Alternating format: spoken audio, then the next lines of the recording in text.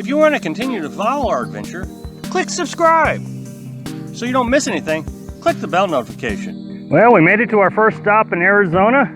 So for all those folks that really wanted me to come to Arizona all these years, here we are, we're in Arizona. Now, freecampsites.net says there's only a week stay here, 7 days, but I can't find anything on the rules. Went over the rule board, nothing. We've gotten spoiled to Texas, I'll tell you that. Wow. Internet in Texas, I don't think we ever got below 5 megabytes per second.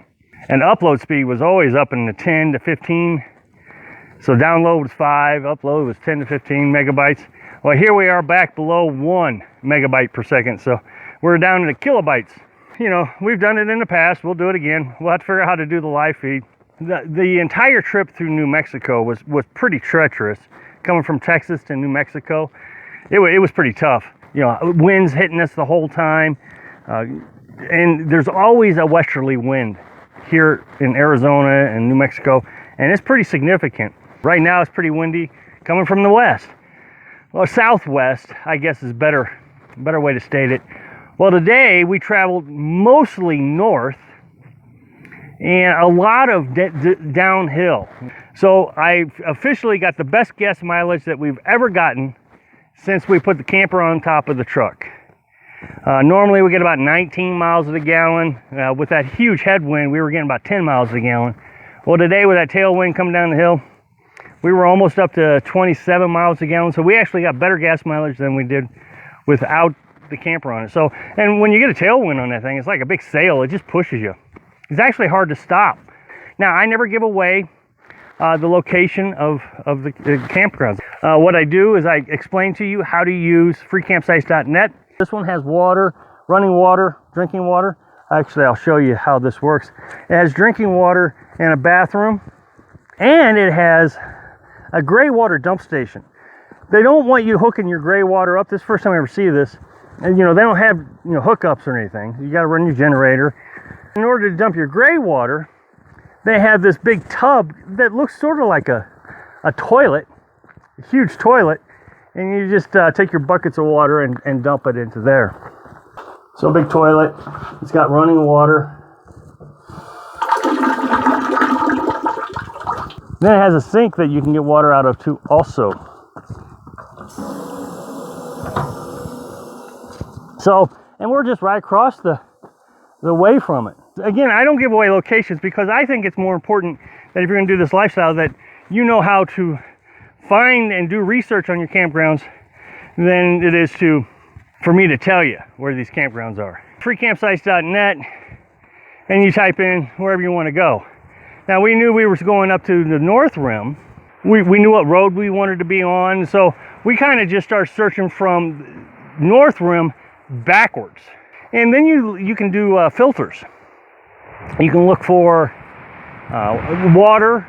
Now, I know there are other websites that you can use, but I'm telling you, freecampsites.net is the best. The website I use to find internet is called Sensorly.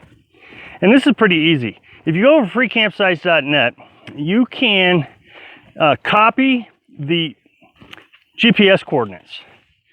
And then you go over to Sensorly, and then you just put the GPS coordinates, you just paste it right into the search bar, hit the search button, and it shows you if there's internet there. It has these purple spots and green spots. So if you're in purple, it shows you 4G internet for Verizon, and there's a drop-down box also. Verizon, AT&T, T-Mobile, all of them. And so you search out the internet that you have, the provider that you use. And if you have a dark purple, then you have 4G. And a light purple, it's a little bit slower. Right now we have 4G, but it's a light purple.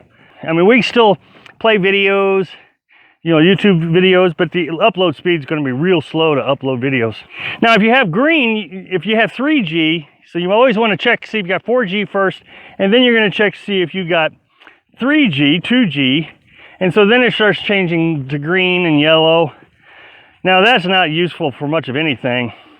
It'll run Google Maps. You might be able to open up a web page on a phone or an iPad, but it really struggles to open up web pages on a computer.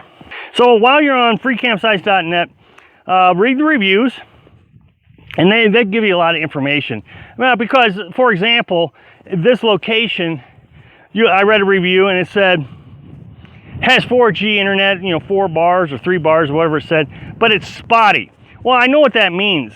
The more a tower is being used, so let's say there's 100 people using internet on this particular tower during 12 o'clock at noontime. Well, the internet is having to be spread out between 100 people, so it slows down for everybody. But then at nighttime, you might actually have really good internet. Yesterday, I tried to do a live feed, and I was only able to do about an 11-minute live feed because the internet was so slow. Well, what had happened was they had a traffic jam on the highway that we were near. We were probably 2 miles away from this highway, and so everybody was on their phone, I'm sure, using the internet while they're waiting for the traffic jam. I just want to caution that don't push your destinations when you're a nomad. I'm so used to being in a business where I had to travel. So I had my travel plans down to the nitty-gritty. When we were in Texas, I had to drive 375 miles. It took all day. I was exhausted. I didn't want to do anything after that. Well, of course, I still got to work. I got to edit videos. I got to check my online work. So there's a lot of things I got to do that I can't just say, okay, well, I'm going to take the rest of the day off. So I pushed myself too far, 375 miles. But today, I only drove 250 miles, got here at 1 o'clock. Nothing is stressful, so this evening we'll be able to watch some TV.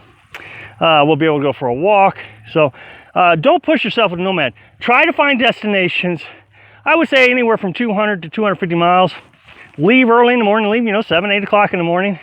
That way, if you get in a traffic jam, it won't be so bad. And if you get to your destination and it's not there, you have plenty of time to make other arrangements. Thanks for watching. Click like if you like video, and happy travels.